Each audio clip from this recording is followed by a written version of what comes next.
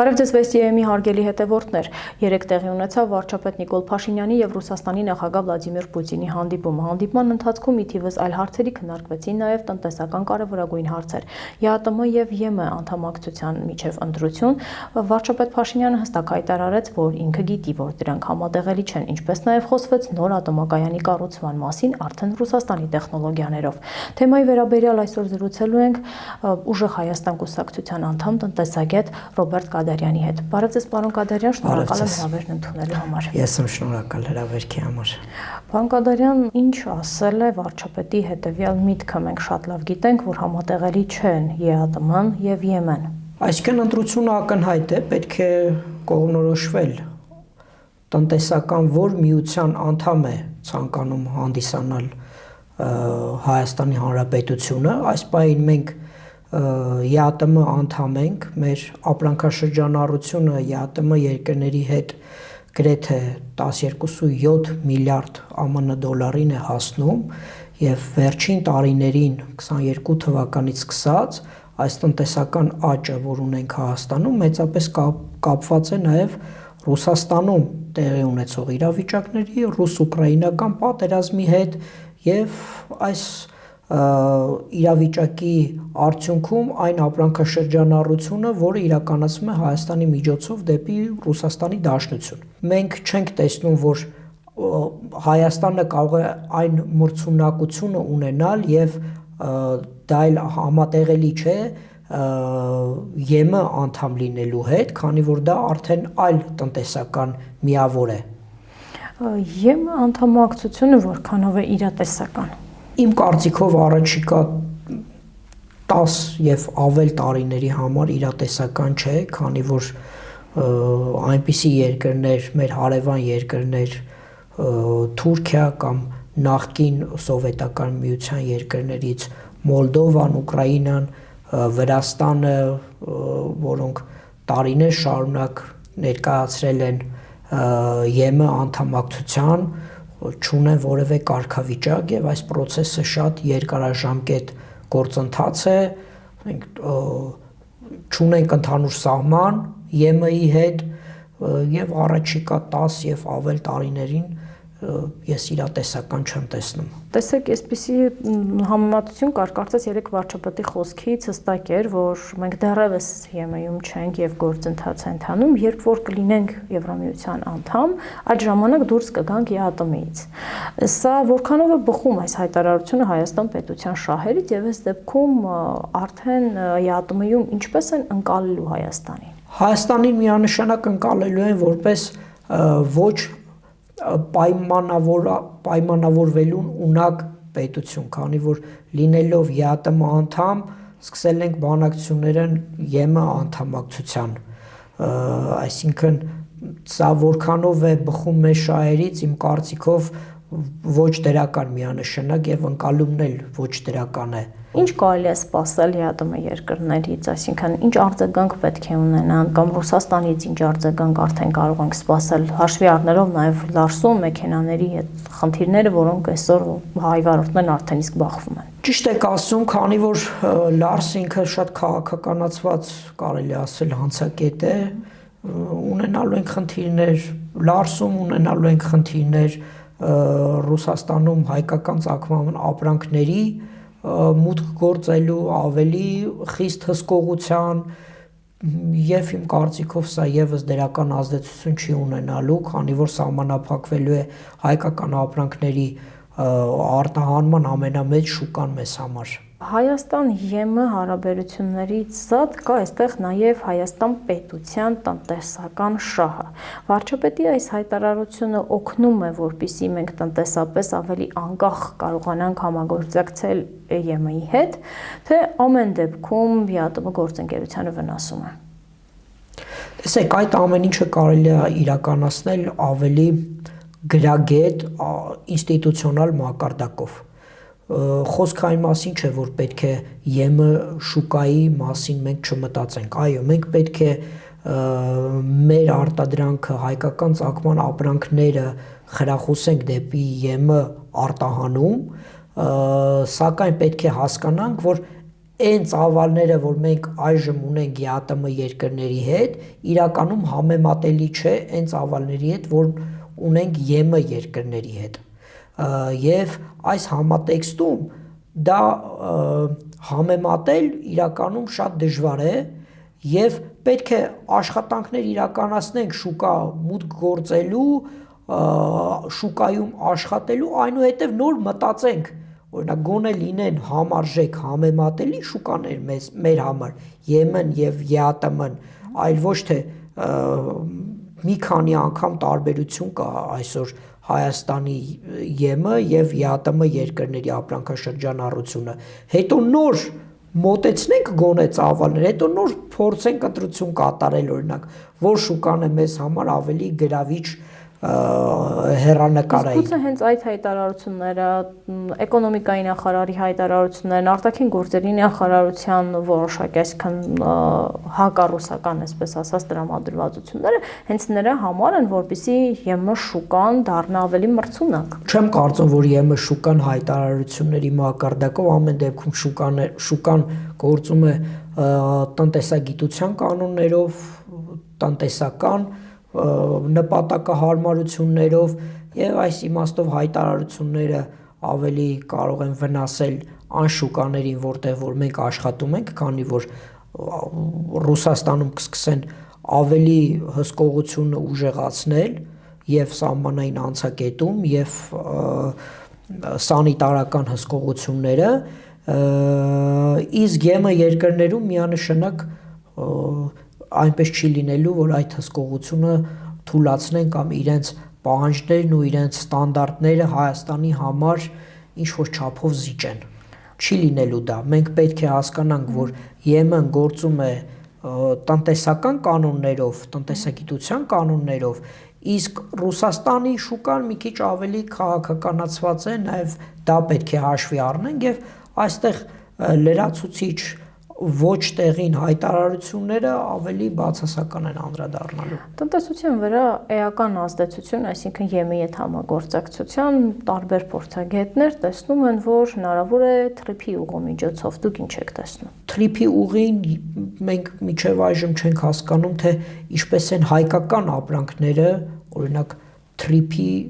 այդ ճանապարհը օգտագործելու։ Ոչ մի բացատրություն, ոչ մի մեկնաբանություն այս իմաստով չի եղել։ Այսինքն թրիփի ուղին դա ճանապարհ է, որտեղից այլ երկրների ադրբեջանական, թուրքական ապրանքները առանց խոչընդոտ հատելու են հայկական սահմանը որպես միջանկյալ օղակ։ Թե ոնց են հայկական ապրանքները այդ ճանապարհը օգտագործելու, կիրառելու դեռևս մեկնաբանված չէ եւ հաշվի առնելով այն, որ հիմնական հայկական ճանապարհները հեռու են գտնվում Մեղրի մեր հարավային այդ հատվածից, թե ինչ օգուտներ կարող ենք մենք մեր հայկական ծագման ապրանքները ունենալ այդ ճանապարհից դեռևս հստակ չէ։ Այստեղ մի հակասություն էլ կա Հայաստանի տարածքում բեռները տեղափոխվում են հենց ԵԱՏՄ կանոններով։ Ինչպես է կարգավորվելու կամ ինչպես է խանգարելու Ադրբեջանից Հայաստանի տարածքով այդ անցումը, որովհետև կարծես թե Վրաստանի դեպքում այդ ամենը շատ ավելի բարդ ընթացակարգ ունի։ Ճիշտ հարցադրում եք անում, ինձ թվում է պետքա իշխանությունները այդ հարցին պատասխանել, քանի որ դրա պատասխանը եւս չկա։ Այսինքն թրիփի հետ կապված լիքը կարգավորումների անհրաժեշտություն կա, որը դեռևս հստակեցված չէ, սահմանված չէ ոչ համաձայնագրով, ոչ մեր հայաստանյան օրենսդրությամբ։ Պարոն Կոդարյան, ասացիք, որ հարաբերությունները կբարթանան ԵԱՏՄ-ի հետ, բայց դրան զուգահեռ երեք նաև հայտարարվեց, որ Ռուսաստանի հետ է քննարկվում ատոմակայանի կառուցման հարցը, որոշել են օգտվել ռուսական տեխնոլոգիաներից։ Այս դեպքում այս հայտարարությունները որքանով են հակասում եւ ի վերջո ատոմակայանը իրատեսական է։ Ատոմակայանը իրականում շատ իրատեսական է եւ Հայաստանը ունի նոր ատոմակայան ունենալու պահանջարկ, մենք առանց ատոմակայանի չենք կարողանալու լիարժեք ապահովել մեր էներգետիկ անվտանգությունը։ Ռուսաստանը իդեմս պետական կորպորացիայի Ռոսատոմի ներգրավված է Մեծամորի ատոմակայանի ժամկետի երկարաձգման աշխատանքներին, այժմ մեր ատոմակայանի աշխատանքները երկարաձգվելու են 31 թվական, այնուհետև 2036 մինչև 36 թիվ, մինչև այդ ժամանակ մենք պետք է ունենանք արդեն նոր ատոմակայան ըստ տրամաբանությամբ։ Վերջին հայտարարությունները, որ պետք է ունենանք մոդուլային ատոմային կայան, Ռուսաստանը ունի այդ տեխնոլոգիաները եւս մոդուլային ատոմային կայանների կան արդեն կիրառություններ, ոչ այն կիրառմամբ, որը որ հնարավոր է Հայաստանում, բայց կան մոդուլային ատոմակայաններ, Ռուսաստանը այս ոլորտում առաջատար երկրներից է, քանի որ մեր տարածաշրջանում կառուցվող մի քանի ատոմակայաններ իրականացվում են հենց ռուսական տեխնոլոգիաներով, դա Թուրքիան է, Պարսկաստանը,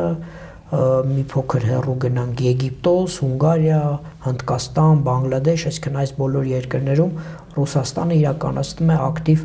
նոր ատոմականների շինարարություններ, իսկ Ամերիկայի Միացյալ Նահանգները այս իմաստով չունեն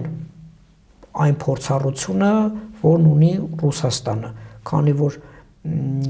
Ամերիկայում այս պահին չի իրականացվում որևէ նոր ատոմային կայանի շինարարություն, իսկ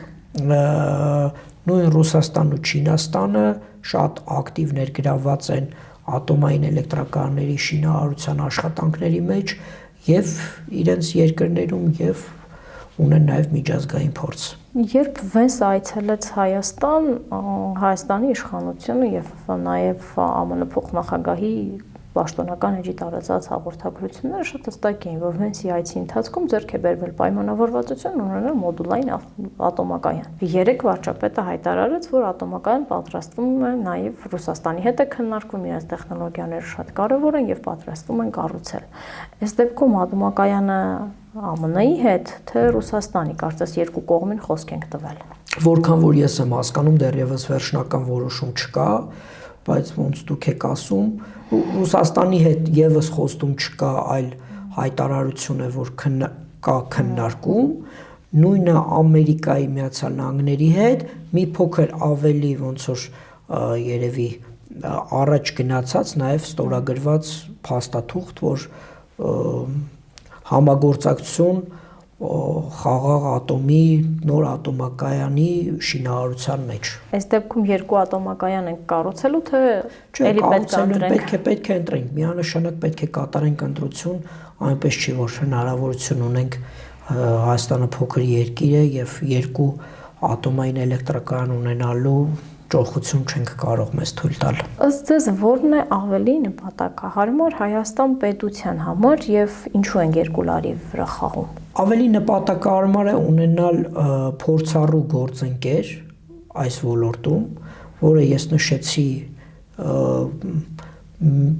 մեր ուսումնասիրությամբ դա Ռուսաստանն է կամ Չինաստանը, այդ երկու երկրները ակտիվ իրականացնում են, Չինաստանը աշխարհում առաջատարն է այս ոլորտում, քանի որ այս պահին 26 գործող շինարարություն ունի, այսինքն 26 ռեակտորի շինարարություն է իրականացնում, Ռուսաստանը, եթե չեմ սխալվում, 8 ռեակտորի շինարարություն է իրականացնում եւ դրանք գտնվում են մեր տարածաշրջանում, ավելի մոտ են մեզ, ինչպես նաեւ լոգիստիկ առումով են ավելի մոտ, քան Ամերիկայի Միացյալ Նահանգները։ Պետք է ուսումնասիրել գինը եւ տեխնոլոգիաները։ Գնի առումով էլ ես չեմ հավատում, որ ԱՄՆ-ն կառաջարկի ավելի մրցունակ գին, քան նույն Չինաստանը։ Ես անձամբ այցելել եմ Չինաստան, եղել ենք իրենց մի քանի ատոմակայաններում,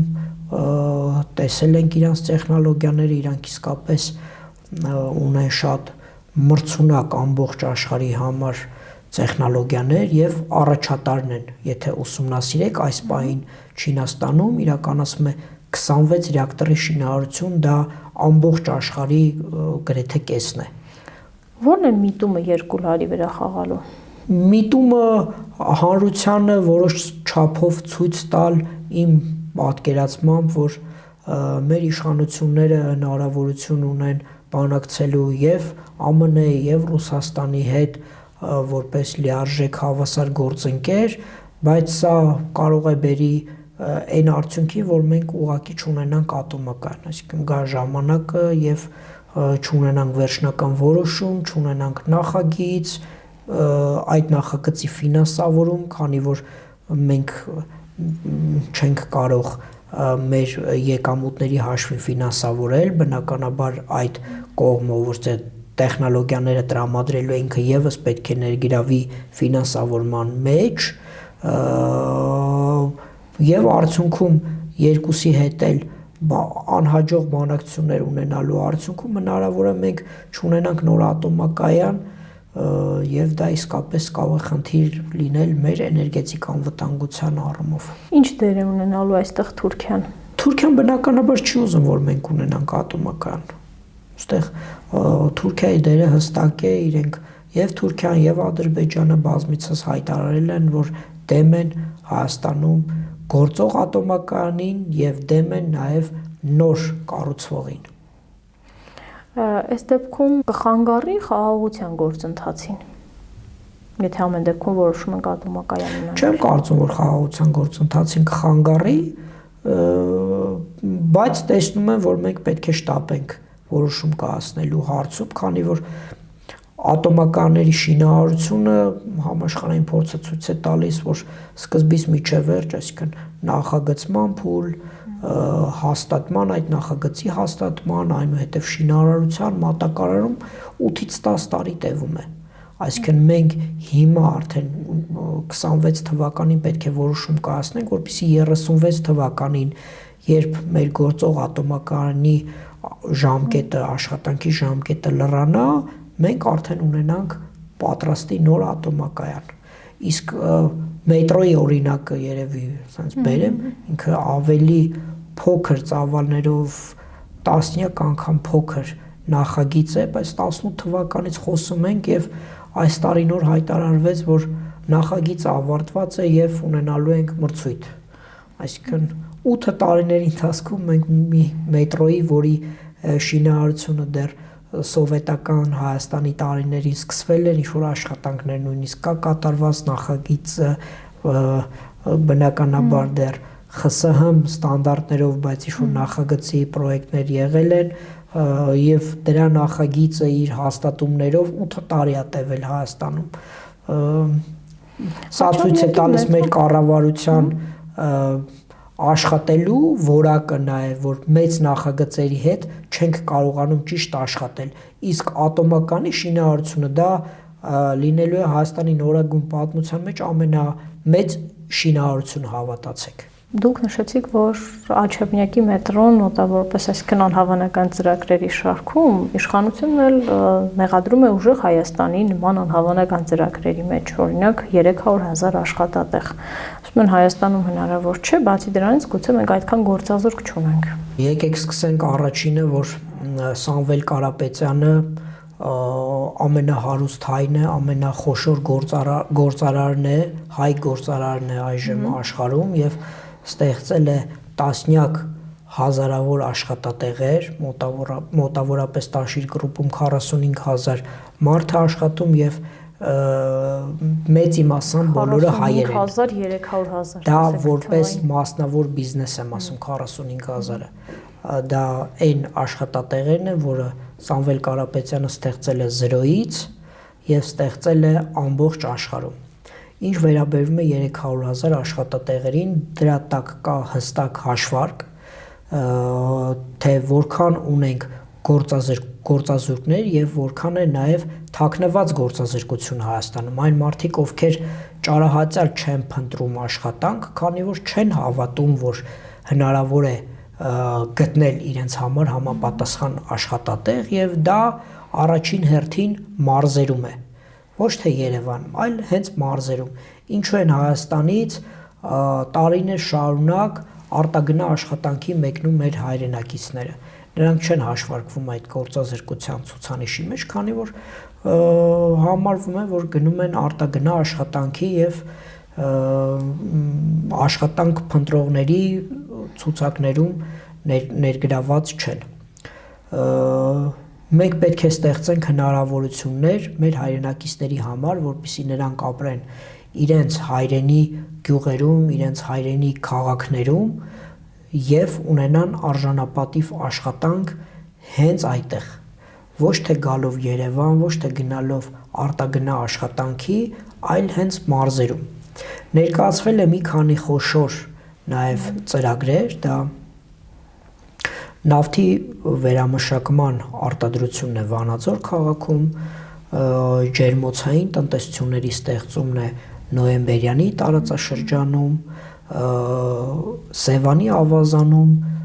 ձկնաբուծական նոր ձկնաբուծարանների ստեղծումն է եւ այս ծրագրերը կտեսնեք մենք առաջիկայում եւս ամեն համայնքի համար ներկայացնելու ենք, դա լինելու է Գյումրի քաղաքը, Վայոց ձորի մարզը, Սյունիքը եւ մենք իսկապես տեսնում ենք այն պոտենցիալը, որը ունի Հայաստանը արդյունաբերական զարգացման տեսանկյունից, туриզմի զարգացման տեսանկյունից։ Մի համեմատություն անեմ մեր հարևան պետության Վրաստանի հետ, աղքատության ցուցանիշը Հայաստանում գրեթե 21% է, 21-22% է, իսկ Վրաստանում 9%։ Օտարերկրյա ուղղակի ներդրումները Հայաստանում կազմում են մոտավորապես 150 միլիոն ԱՄՆ դոլար, իսկ Վրաստանում դա 1.5 միլիարդ է։ Այսինքն պատկերացրեք 10 անգամ Վրաստանը ավելի շատ օտարերկրյա ներդրումներ է ներգրավում եւ դրանք բնականաբար աշխատատեղեր են։ Չէ, այդ ներդրումները որ գալիս են, դրանք ստեղծում են նոր աշխատատեղեր։ 10 անգամ ավելի շատ ներդրում է ներգրավում, քան Հայաստանը։ Դա եւս ցույց է տալիս Հայաստանի եւ մեր իշխանությունների ոչ բարենպաստ քաղաքականությունը գործարարների բիզնեսի հետ աշխատանքում։ Այն քաղաքականությունը, որ տանում է քաղաքական հայտարարությունները ներքին լսարանի համար, որը վնասում է նաև գործարարներին եւ մեր բիզնես միջավայրի կայացմանը։ Այսինքն ամեն դեպքում վստահ եք, որ 300,000 աշխատատեղ Հայաստանում հնարավոր է ստեղծել։ Միանշանակ վստահ ենք եւ Սամվել Կարապետյանի գլխավորությամբ 300,000 աշխատատեղերը ստեղծվելու են առաջիկա 5 տարիների ընթացքում, ձեզ վստահեցնում եմ։ Եվ այդ աշխատատեղերին զուգահեռ որոշել եք ազատել հարկերից փոքր բիզնեսին։ Ինչպես է հնարավոր է դեպքում աշխատատեղը ստեղծեցինք, տնտեսությունը պետք է զարգանա, այսինքն նաև այս լոկալ չէ, միայն մեծ նախագծերի մասին չի խոսքը։ Փոքր բիզնեսը հարկ չվճարեց։ Այդ դեպքում բյուջեն ինչպես ենք գոյացնելու գումար, հատկապես խոստացել եք, չգիտեմ, դեղորայք նվազեցնել, ինչպես։ Փոքր բիզնեսի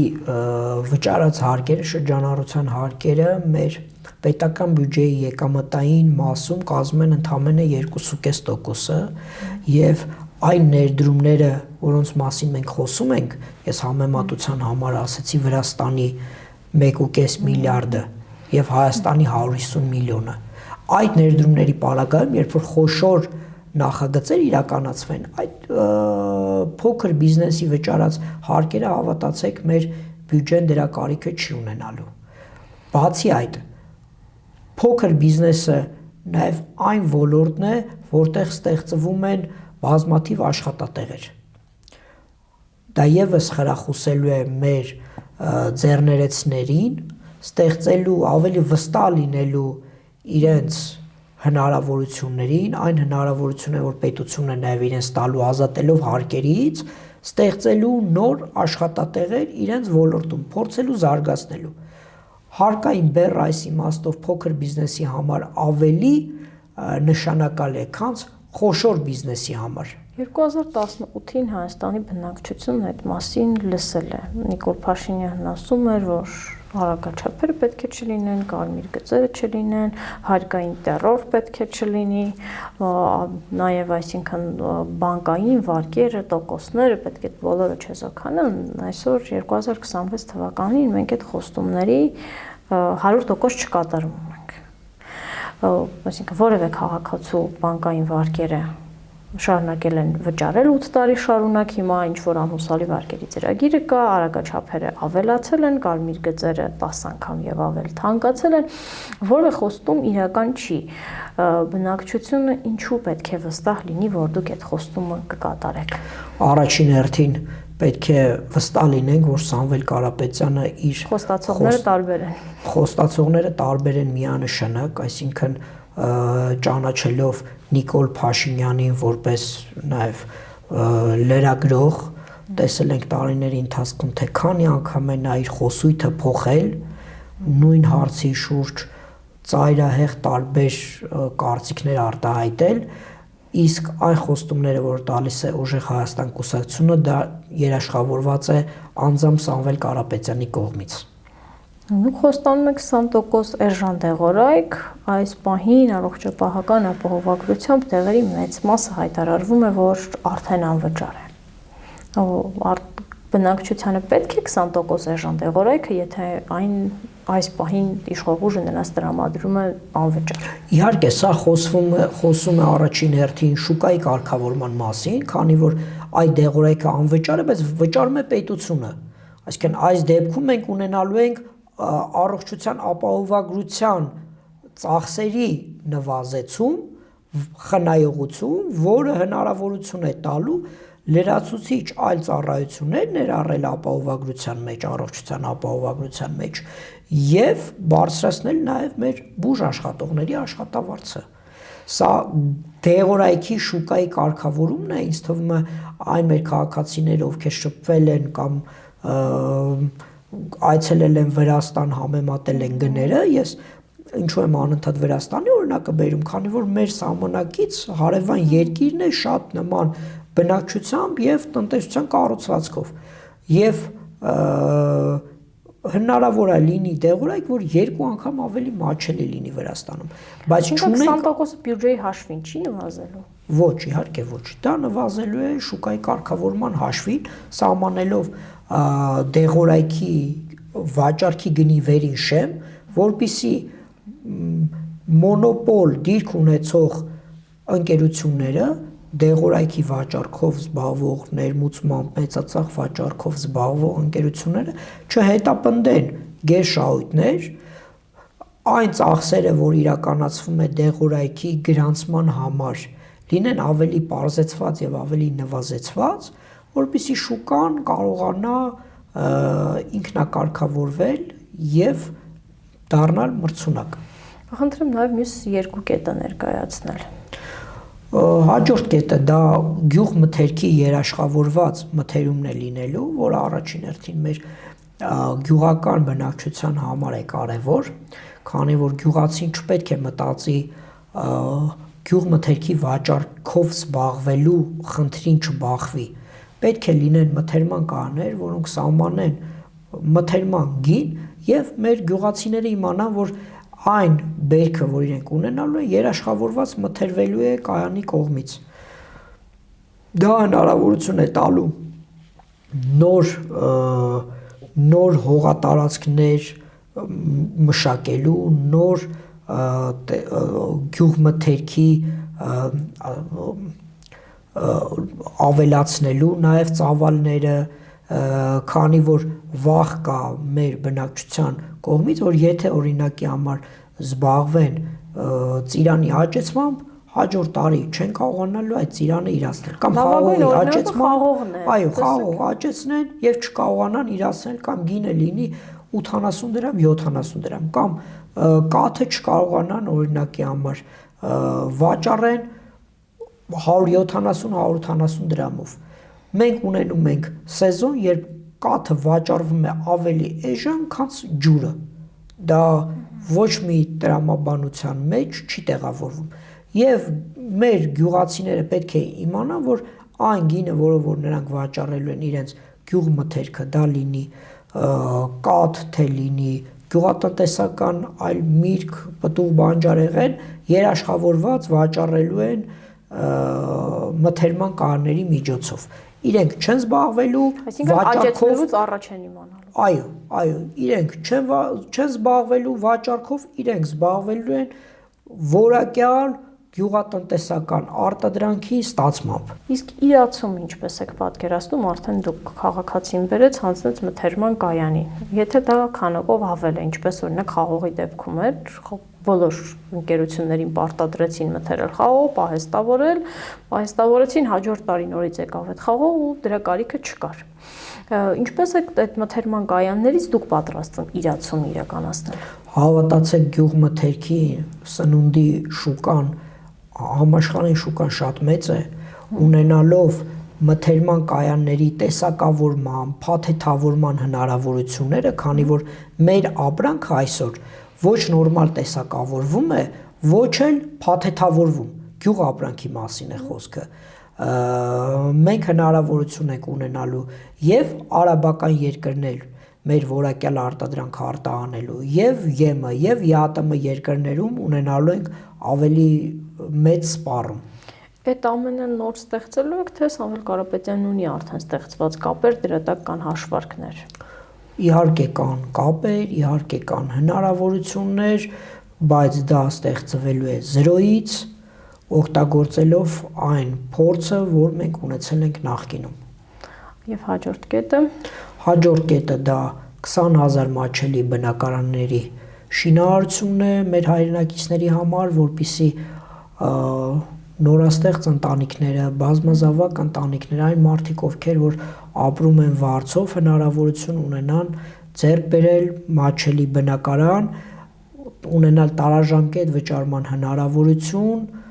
այն գումարի չափով, որը որ մոտավոր շուկայի վարձակալության վճարն է լինելու, ստանալով նաև այդ բնակարանի նկատմամբ սեփականության իրավունք։